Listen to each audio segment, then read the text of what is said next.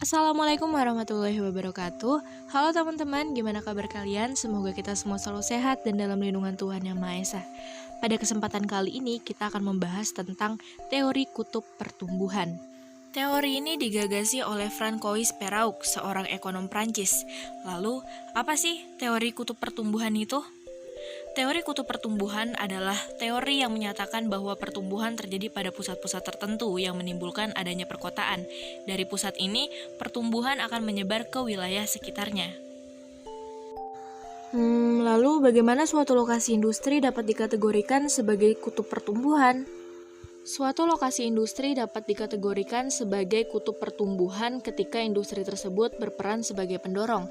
Dalam teorinya, Perrault menggambarkan bahwa pertumbuhan ekonomi tidak dapat terjadi di semua tempat, namun dapat terjadi pada pusat pertumbuhan ekonomi tertentu dengan kecepatan dan intensitas yang berbeda-beda.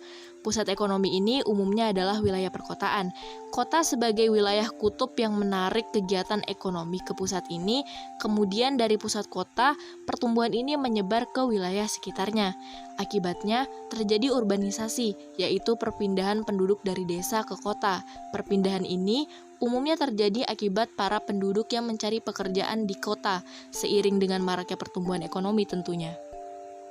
Terdapat 4 karakteristik utama suatu pusat pertumbuhan, yakni sebagai berikut.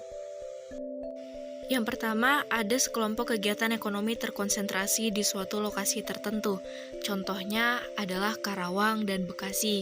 Di sana lebih fokus terhadap kegiatan produksi sehingga di sana banyak sekali pabrik.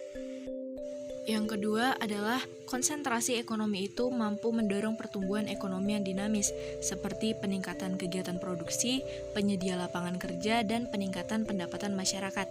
Seperti yang sudah saya jelaskan di awal tadi, suatu wilayah dapat dikatakan sebagai kutub pertumbuhan ekonomi ketika dapat mempengaruhi perekonomian di sekitarnya.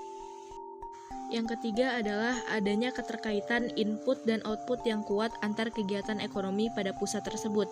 Keterkaitan ini dapat menghasilkan keuntungan aglomerasi atau pemusatan industri di suatu kawasan tertentu. Nah, yang dimaksud input di sini adalah pasar yang memperjualbelikan faktor-faktor produksi. Nah, yang dimaksud output adalah pasar yang memperjualbelikan barang dan jasa yang merupakan output atau hasil dari kegiatan produksi.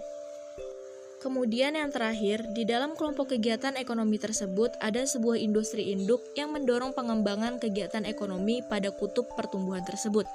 Industri induk dapat berfungsi sebagai industri hulu dan industri hilir, yang artinya industri induk tersebut dapat mengolah bahan mentah menjadi barang setengah jadi dan mengolah barang setengah jadi menjadi barang jadi sehingga barang yang dihasilkan dapat langsung dipakai atau dinikmati oleh konsumen.